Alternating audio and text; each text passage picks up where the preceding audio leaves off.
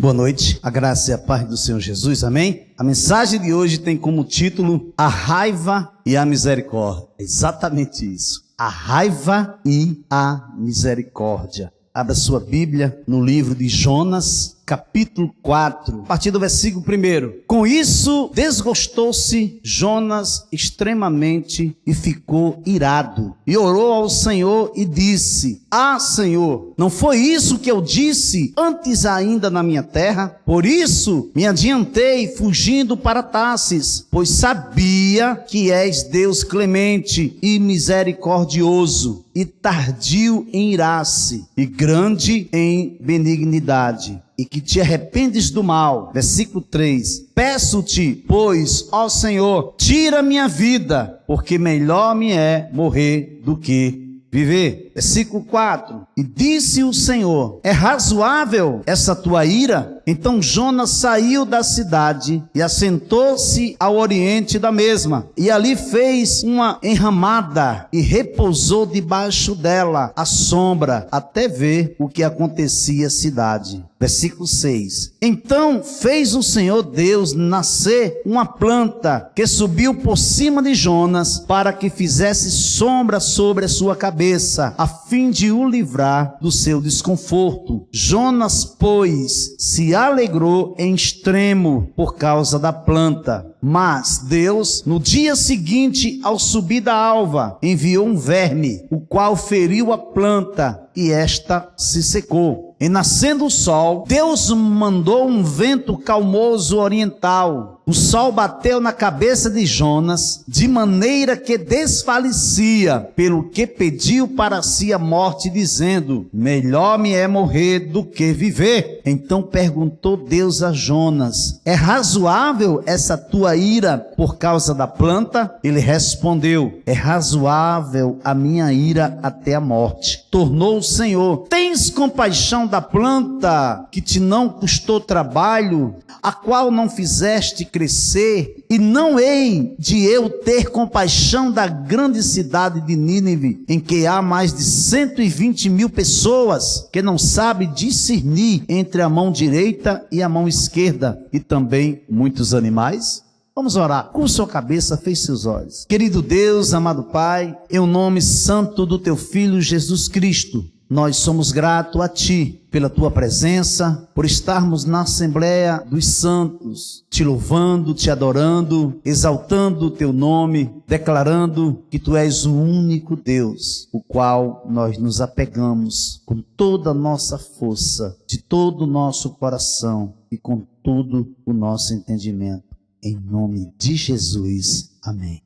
A raiva e a misericórdia. O cuidado de Deus para com seu povo é tremendo. É algo extremamente maravilhoso. Em estações para estações acontecem coisas diferenciadas de umas para as outras, como por exemplo, estou caminhando com Deus em obediência, por entender que a fé que eu tenho através da pessoa do seu Filho Jesus Cristo é unicamente para agradá-lo. Tendo eu a consciência dessa verdade, que quando me aproximo dele, crendo que ele é Deus e que se torna galardoador daqueles que o buscam, caminho em santidade. Quando eu tenho esse discernimento, quando o meu coração é transbordado por essa verdade da santidade de Deus, da bondade de Deus, da misericórdia de Deus, da compaixão de Deus pela minha vida e pela vida do meu próximo, então eu tomo um posicionamento diante dele em andar em santidade. Por outro lado, existe uma outra pessoa que provou do agir invisível de Deus o tempo todo. Teve sua vida restaurada, sua família reestruturada, caminhou com Deus em todos os âmbitos dessa nova vida, mas que de uma hora para outra descontinuou, não perseverou, não caminhou mais na direção do alvo e descontinuou a sua caminhada com Deus. Se enfureceu, se encolarizou, foi tomado por uma raiva incontrolável. No tocante, Deus continuou e continua sendo o mesmo Deus misericordioso. mesmo o homem sendo tomado por uma raiva, por uma ira incontrolável, Deus continua sendo o mesmo Deus. O Deus de Abraão, o Deus de Isaque, o Deus de Jacó e o meu e o seu Deus. O Deus Todo-Poderoso, o Deus que tem cuidado de você, o Deus que tem te cercado com alegres cantos de livramento, o Deus que tem se apresentado para você de uma maneira compassiva, o Deus que é tardio em irar-se e que diante da ira do homem, ele se revela o Deus misericordioso. A misericórdia de Deus sempre irá se contrapor à raiva do homem. A misericórdia de Deus sempre irá se contrapor à raiva do homem. Quero trazer à memória o que me pode dar esperança. As misericórdias do Senhor são a causa de não sermos consumidos, porque as suas misericórdias não têm fim, renovam-se cada manhã. Grande é a tua fidelidade. A minha porção é o Senhor, diz a minha alma, portanto esperarei nele. Lamentações capítulo 3, versículos do 21 ao 24. O primeiro reflexo de um distanciamento do homem ou de uma mulher de Deus é a primeira coisa que vai nos tirar da presença de Deus: a ira na oração. Você já viu uma pessoa orando irada, com raiva, iracundo? Então veja aí, versículo 1 ao versículo 2. Jonas ficou muito aborrecido e com raiva. Ele orou ao Senhor e disse: Ah, Senhor, não foi isso que eu disse estando ainda na minha terra? Por isso me adiantei fugindo para Tarsis, pois sabia que tu és Deus bondoso e compassivo, tardio em irar-se e grande em misericórdia, e que mudas de ideia quanto ao mal que anunciaste. Na realidade, Deus tinha propósitos muito além do que Jonas poderia imaginar. Deus tem propósito na sua vida que vai muito além do que você possa imaginar. Deus conduz Jonas para Nínive para mostrar a ele sua maravilhosa graça e sua infinita misericórdia. Só que nos deparamos com uma inversão de papéis, com uma inversão de valores. Jonas anuncia a mensagem de Deus para o povo de Nínive. No entanto, Jonas não prega para o povo de Nínive com a sua vida. Pelo contrário, é o povo de Nínive que prega para Jonas. Um trabalho que ele tinha que fazer em 3 dias, ele não fez em um dia. Sim, foi o que Jonas fez. Depois dele fugir, depois dele ir para longe da presença de Deus,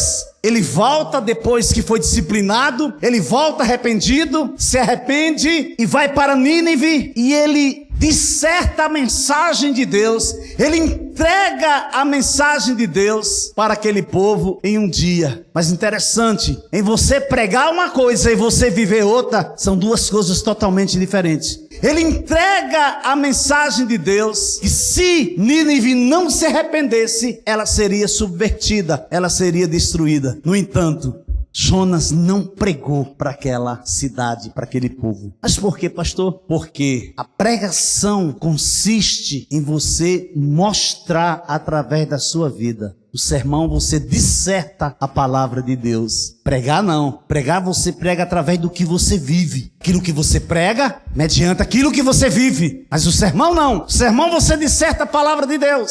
E Deus é tão misericordioso. O perfeito usando o imperfeito. Eu me deparo com um povo de Nínive confrontando Jonas, mostrando com as suas vidas e convidando Jonas a viver algo que ia muito além do que ele já tinha vivido e do que ele imaginasse. Por quê? Porque naquele momento o povo se encontrava arrependidos, toda a cidade, até os animais se vestiram de pano de saco, e a cidade se arrependeu e Deus não a destruiu. Temos que nos abster da ira, da inconveniência mútua. Precisamos nos relacionar uns com os outros, respeitando cada parte e continuando em obediência a Deus, andando em santidade, levando em conta que não somos o Deus da história, nós somos um personagem da história. Não somos juízes, somos herdeiros e co-herdeiros com Cristo, mas juízes não. Deus não nos dá o direito de julgar, porque pela mesma medida que você julga, você será julgado.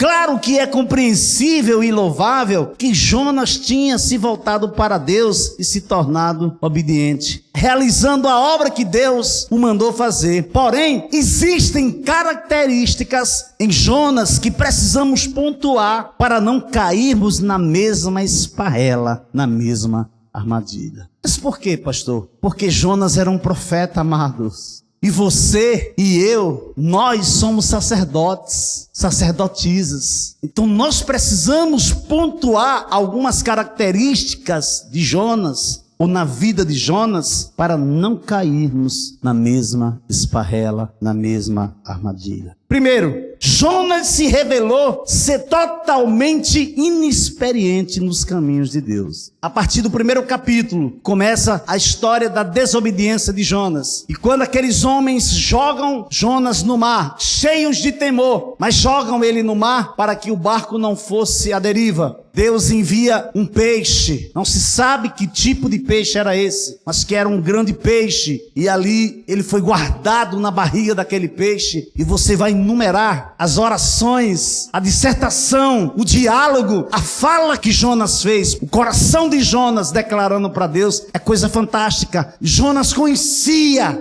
a palavra de Deus.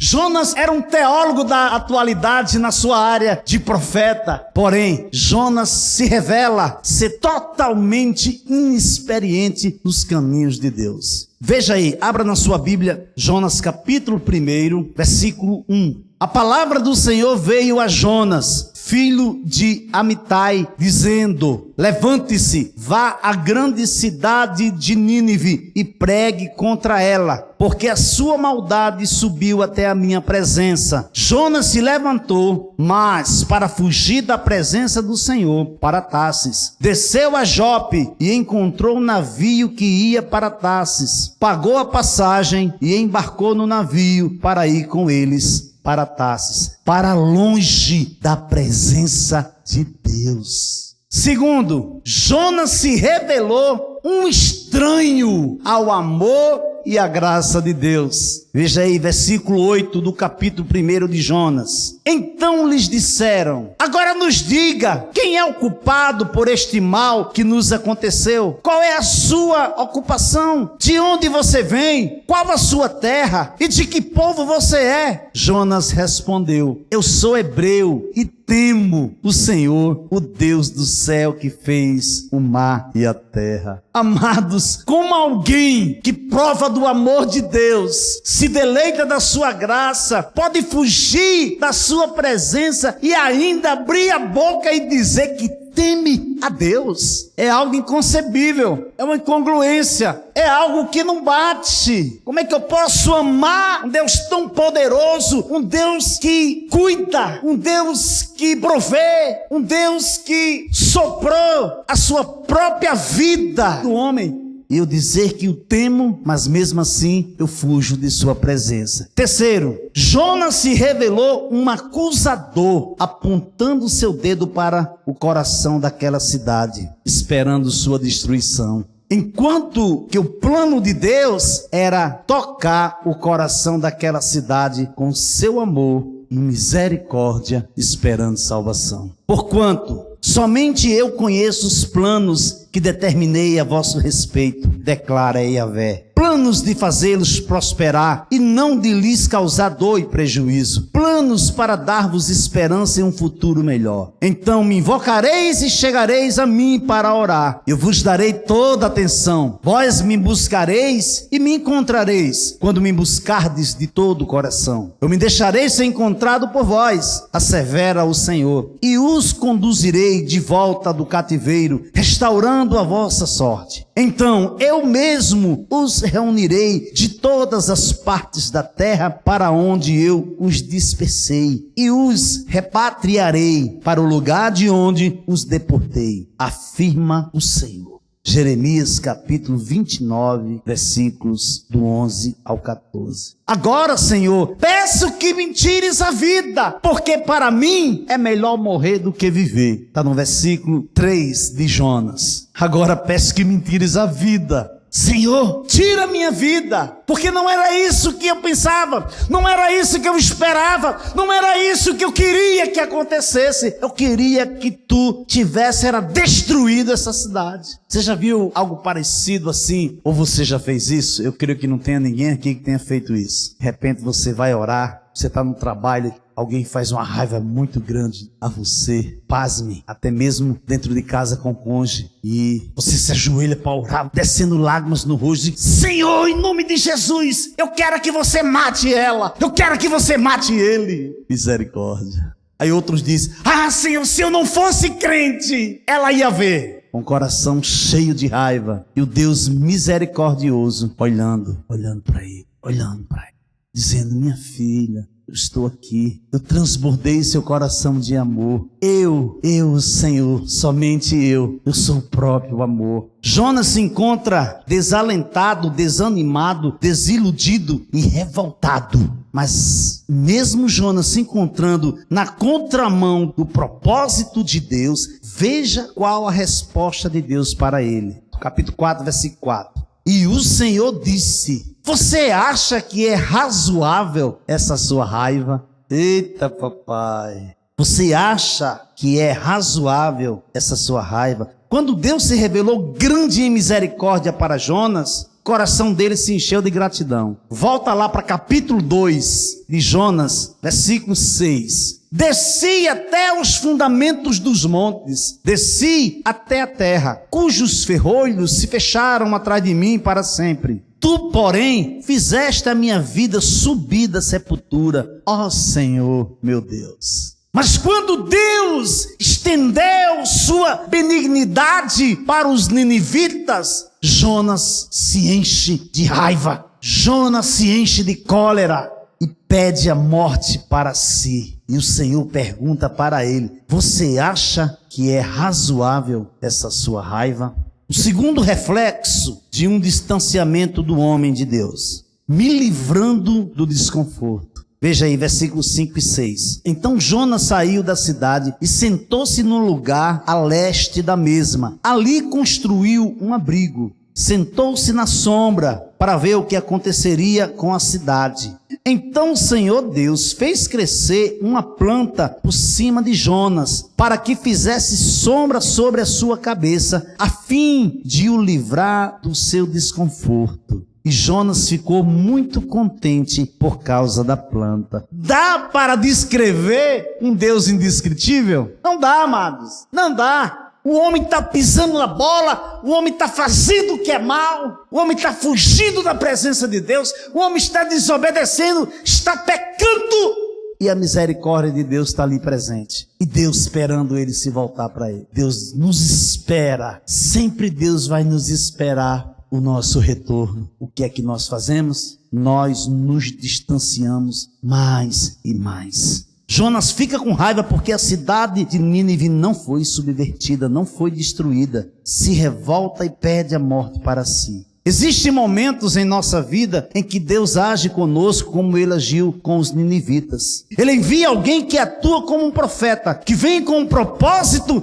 de apontar e revelar os nossos pecados, revelar a tristeza de Deus mediante nossa desobediência, nossa deslealdade e ingratidão frente a tudo o que Deus já realizou, está realizando e irá realizar. E o julgamento redundará, se transformará em disciplina, o que é inevitável. O que o homem semear, o homem colherá. Se conhecerá a árvore pelo fruto. E esse fruto precisa amadurecer, porque se ele não amadurecer, ele não vai alcançar outros frutos. Então o julgamento virá, é inevitável, chegará, vai chegar, está a caminho. Entristecidos, nos humilhamos na presença de Deus, caímos em si, nos arrependemos e retornamos para Ele. E o interessante é que o Deus que fez crescer uma planta por cima de Jonas, para que fizesse sombra sobre a sua cabeça, a fim de o livrar do seu desconforto, é o mesmo Deus que, sabendo a intenção do seu coração, virá em sua direção para prová-lo. Que Deus poderoso, meu Deus. Só que muitas vezes esse mundo, o sistema desse mundo decaído, ele aponta para o estereótipo. Ele olha para a roupa que você veste, ele olha para o carro que você anda, ele olha para o tamanho da sua conta. A ótica de Deus não é por aí. Ele vai olhar para a intenção do seu coração, ele vai esquadrinhar os seus pensamentos, as intenções do seu coração. Aí ele vem na sua direção. O agir invisível dele vem de encontro a você. É exatamente nesse momento que você é provado. Veja aí, versículo 7 e versículo 8. Mas no dia seguinte, ao amanhecer, Deus enviou um verme que atacou a planta e ela secou. Quando o sol nasceu, Deus fez soprar um vento leste muito quente. O sol bateu na cabeça de Jonas, de maneira que ele quase desmaiou. Então pediu para morrer, dizendo: para mim é melhor morrer do que viver. Você já viu uma pessoa feliz pedir para morrer? Você já viu uma pessoa que perdoa? Uma pessoa que se relaciona bem? Uma pessoa bem-sucedida pedir para morrer? Não, não, amados. A alegria do Senhor é a nossa força. Estar na presença de Deus é o bem mais precioso que nós poderíamos ter. Sabe por quê? Porque o impossível se torna possível. Nós fazemos tantas coisas, Deus nos leva a realizar tantas obras maravilhosas, que depois a gente vai ver: eu consegui fazer isso aqui? Conseguiu, porque você é templo e morada do Espírito Santo, porque o Senhor habita em você, porque não é por você mesma, mas é mediante um Deus que te ama e te capacita para fazer o que você tem feito. Amém, igreja? Você pode aplaudir o Senhor nesta noite? Aleluia! Mais uma vez, Jonas não entende o que Deus está querendo lhe dizer. Diferentemente, nos deparamos com Jesus Cristo no Getsêmani. Em seguida, Jesus foi com eles a um lugar chamado Getsêmani e disse aos discípulos: sente-se aqui, enquanto eu vou ali orar. E levando consigo Pedro e os 2 filhos de Zebedeu, começou a sentir-se tomado de tristeza e de angústia. Então lhes disse: a minha alma está profundamente triste até a morte. Fiquem aqui e vigiem comigo. E, adiantando-se um pouco, prostrou-se sobre o seu rosto, orando e dizendo: meu Pai, se é possível, que passe de mim esse cálice. Contudo, não seja como eu quero, e sim como tu queres. Aleluia, Deus. Mateus capítulo 26, versículos do 36 ao 39. O melhor caminho a seguirmos é o caminho da vontade soberana de Deus para a nossa vida. A melhor porta para escolhermos entrar é a porta estreita, porque entraremos por ela e encontraremos pastagem. Um cristão carregava sua cruz resignadamente quando avistou uma fábrica de cruzes. Entrou na loja da fábrica e perguntou: vocês aceitariam a minha cruz à base de troca? Vocês trocariam minha cruz por outra cruz? Minha cruz é uma boa cruz, mas não estou mais aguentando seu peso. Daria para vocês trocarem a minha cruz? Sem problemas, meu amigo. Fique à vontade, escolha qualquer uma dessas cruzes que estão aí. Passou então a experimentar várias cruzes, mas nenhuma delas lhe agradava e ele reclamava de todas. Essa aqui é muito grande, essa aqui é muito longa, essa aqui é feia, essa aqui é muito mais pesada do que a minha, essa aqui é muito áspera, essa aqui é muito ferida, essa aqui é muito, essa aqui é muito, essa aqui é muito e essa aqui é muito. E ele foi indo. Por horas, ele revirou a loja inteira, mas justamente quando o vendedor estava quase perdendo a paciência, finalmente ele encontrou uma cruz de que gostou. Parecia ser feito sob medida para ele.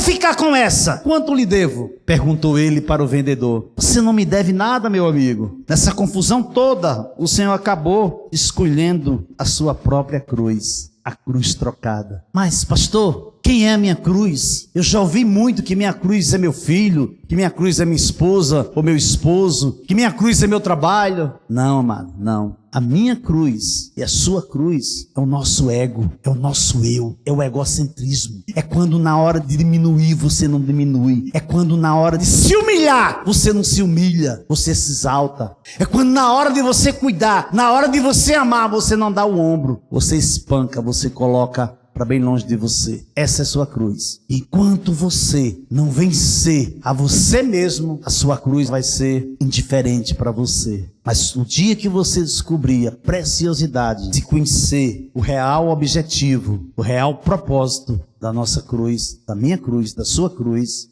sua vida vai mudar por completo. Mesmo já tendo mudado. Veja versículo 9. Então Deus perguntou a Jonas: você acha que é razoável essa sua raiva por causa da planta? Jonas respondeu: é tão razoável que até quero morrer. Conclusão, versículo 10 e 11. E o Senhor disse: você tem compaixão da planta que não lhe custou nenhum trabalho? Você não a fez crescer. Numa noite ela nasceu e na noite seguinte desapareceu. E você não acha que eu deveria ter muito mais compaixão da grande cidade de Nínive, em que há mais de 120 mil pessoas que não sabem distinguir entre a mão direita e a mão esquerda, e também muitos animais? Quando Deus usa a expressão distinguir entre a mão direita e a mão esquerda, Deus está usando uma expressão idiomática específica para quem é ignorante moral e espiritualmente, que provavelmente se refere a toda a população de Nínive. A compaixão de Jonas pela planta explica a estranha expressão que traduz as palavras finais do texto hebraico e também muitos animais. A questão é, se Jonas não permitia em seu coração que Deus tivesse compaixão por Nínive, pelo bem de mais de 120 mil pessoas a quem Deus criou e teve o cuidado usando de misericórdia, será que Jonas concordaria que Deus tivesse compaixão de Nínive pelo bem dos animais? Você está entendendo? Olha para cá, estou encerrando. Olha como é sério. Se Jonas teve tanta compaixão por aquela planta e teve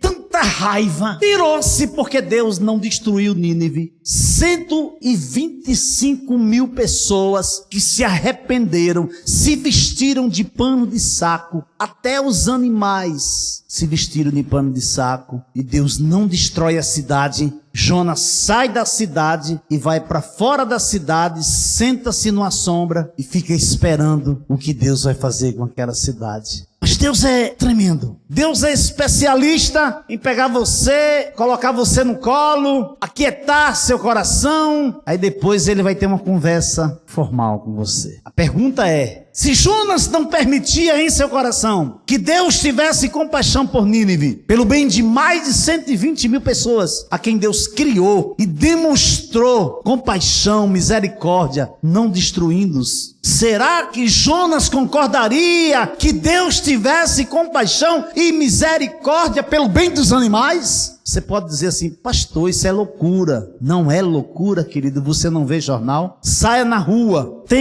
tenha a ousadia de pelo menos tentar bater ou agredir um animal, para ver se na mesma hora não se levantam pessoas para levar você à justiça. O coração de Jonas está demonstrando realidade dos dias atuais. Então será que ele concordaria que Deus tivesse compaixão e misericórdia pelos animais? Isso é uma pergunta para você. Isso é uma pergunta que o texto não responde. Isso é uma pergunta para você ponderar, para você pensar e ver o tamanho da discrepância, o tamanho da ferida que existia no coração desse profeta. Afinal, Jonas estava disposto a usar de compaixão por uma planta. E você, o que faria? Você optaria pela raiva ou pela misericórdia de Deus? Você pedia a destruição de Nínive ou você pediria que Deus tivesse compaixão e misericórdia? O que você faria? Que o Senhor abençoe a sua vida. Que o Senhor te guarde. Que o Senhor aplique essa palavra ao teu coração. Que essa palavra encontre guarita no seu coração. E que ela venha fluir. Que ela venha encharcar sua mente. Que você não venha a consentir que as características da vida desse profeta, de Jonas, venha se arraigar na sua vida, no seu caráter, e venha colocar em jogo a sua integridade diante de Deus. Que o Senhor tenha compaixão de nós, que nós possamos voltarmos para Ele com um coração totalmente rendido à sua pessoa. Deus te guarde, que Deus te proteja, em nome de Jesus Cristo. Amém.